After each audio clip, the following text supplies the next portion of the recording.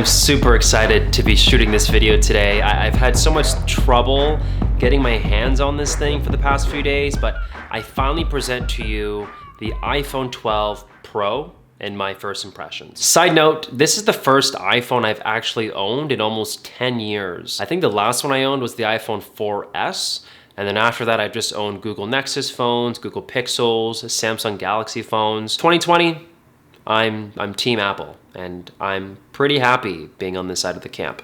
And I'm gonna tell you why. What's new this year with the iPhone 12 and the iPhone 12 Pro is the new redesign with the boxy flat edges in comparison to the rounded edges that you'd see on the previous year iPhones. I actually really like the change. I was actually in the Apple store waiting to get my screen protector installed, and I was holding the 12 Pro beside the iPhone 11, and the rounded edges just feels less premium in my opinion. Boxy look of this thing is fantastic. It feels great and grippy in the hand. If you get the 12 Pro, you do get the surgical grade stainless steel rails around the phone, which look beautiful and they're shiny.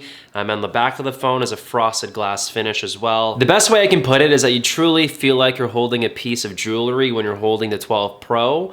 I'm sure it's a very similar experience when you're holding the iPhone 12. It just feels great in the hand. I have this Pacific Blue model, and when I look at my monitor on the screen, it looks more gray than it does blue. It kind of has like a weird tint to it. It's like blue, but gray, but not. I really like it. This is hands down the best iPhone color in any of the new iPhones that Apple's released this year. In terms of the display, all of the iPhones now feature OLED.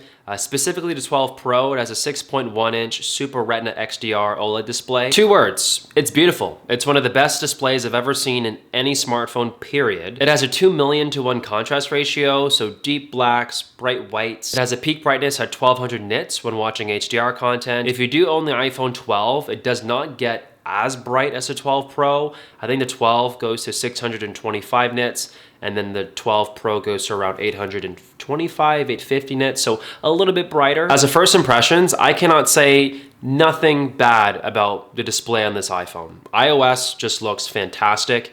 Animations look buttery smooth. I really like it. The notch is still there, alive and well, breathing into 2020, 2021. In terms of performance, I am super impressed by the iPhone 12 Pro. It's definitely the smoothest phone, in my opinion, that I've ever used in a very long time. As an Android user for the past 10 years, switching between Google and Samsung flagships between each iteration, I genuinely think apps just run better on iOS. Just much better optimized, and in Apple's case, the A14 Bionic is just so much faster than any other processor on the market today. It's like in a world of its own, the A14. If you do go with the 12 Pro over the 12, you do get 6 GB of RAM versus the 4 GB of RAM.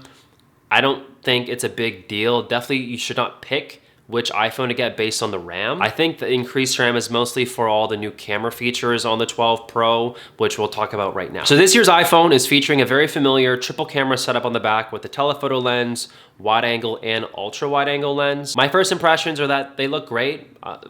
Like it's an iPhone, like they're the de facto standard for all pro photography that you see out of professionals using smartphones. Does it shoot the best pictures on the market? That's up for debate. Like I've used Google Pixels for the past few years, and I genuinely think Pixel phones still shoot a better look that I prefer in my opinion. But there's no denying the fact that most people own iPhones. Most Instagram pictures are gonna be seeing are taken off iPhones. That is the standard, and Apple has done a good job on slightly improving on these standards. I'll run pictures through this video while I'm talking. The weather has been pretty poor lately, so my apologies, but these are just some of the shots I took in downtown Toronto when I could.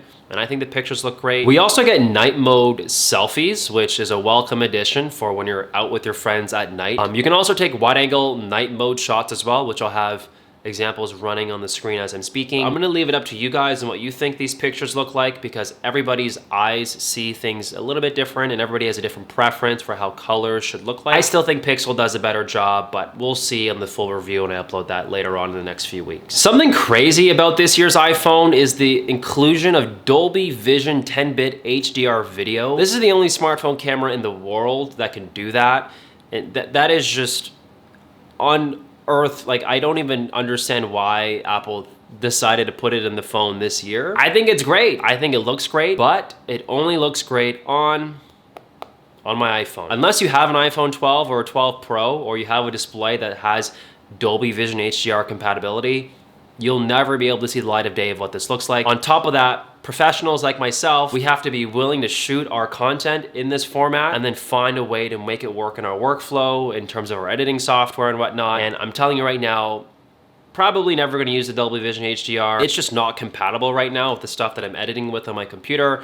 And most of you guys can't even see it anyways. So I also wanted to talk about MagSafe. MagSafe is the brand new magnets built into the back of the iPhone 12 and 12 Pro. It's supposed to fix and improve on the way we do wireless charging in our homes, as well as an excuse for Apple to sell a lot of, you know, pretty cool accessories, I guess, for your iPhone that just click onto the back magnetically. I personally got the MagSafe charger in a MagSafe silicone case. Here's my take on MagSafe. I think it's cool. Right? I think it's a cool concept, but I definitely think Apple is blowing out of proportions just how great MagSafe actually is. Just my first impressions of it is that it definitely charges a lot slower than just using the traditional lightning cable that came with the phone itself. I think online I was reading it's about 2 times slower than just using a cable. So that's I'll leave that up to you to decide whether or not that's gonna bother you or not. And another thing is, like, when you use the magnet charger, like when you place it down and you wanna pick up your phone, you have to actually kind of use 2 hands or wiggle it a bit to get it off because it's magnetized, like it's actually physically bonded to the phone, whereas a wireless charger, you place it and then you can pick it up when you need it. It's up for debate what side of the token you prefer, but that was something that I've noticed that I'm not sure how I feel about that yet. I will talk more about that in my review. In terms of battery life has been great for the most part. I haven't really had a long time to test the new iPhone 12 Pro, but it hasn't died on me and I've had a full day of battery. I'm sure if I tried to kill this thing, I would. Like right now it's 7:30 at night.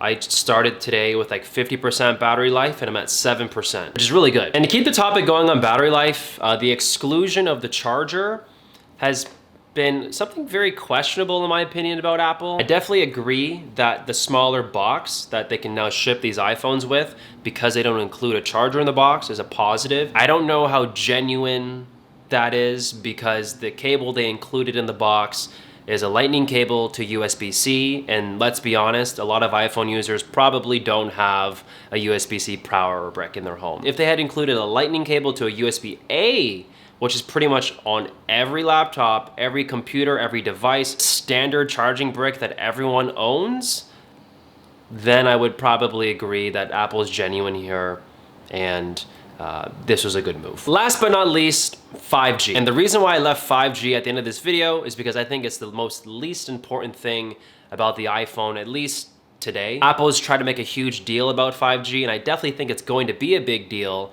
I just don't think you should go out and buy a 5G phone today because you want 5G. Depending on where you live, 5G connectivity will vary for you. I live in Toronto, Ontario, Canada. I have 5G everywhere I go, so it's pretty cool. I like it. We don't have the millimeter wave technology that the United States has down in the south end of our border, but we do have pretty solid 5G connectivity here. I definitely am getting about double the speed, which is noticeable. I've done speed tests about 100% faster, in my opinion, than LTE. LTE is already pretty fast for what I do. I wasn't in need of gigabit download speeds out of my life, but maybe I will soon enough when I can actually do that here in Canada. There you have it. That's my first impressions of the iPhone 12 Pro. I really like this phone. I'm definitely more Team Apple than Team Android. So my apologies to everybody who's mad at me about that now, but I definitely really like what Apple's doing with their iPhones, and I can't wait to give you a full in-depth review once I've used this phone for the past few weeks, so just subscribe for that. Also subscribe because I'm going to be doing an iPhone 12 Pro only vlog soon. I upload a lot of vlogs on this channel that a lot of my viewers here love to watch, and I really think this thing here is going to let me shoot some pretty cool videos, so I'm gonna test that out as well. Anyway, thank you guys so much for watching. Drop a like down below if you enjoyed this video. Subscribe if you're new, like I said. Comment down below hashtag iPhone 12 Pro and let me know, what iPhone you plan on getting or what you think of the new iPhones this year. I'd love to know. I would be living in the comment section down below. But until next time, I'll catch you guys all in the next video. Peace.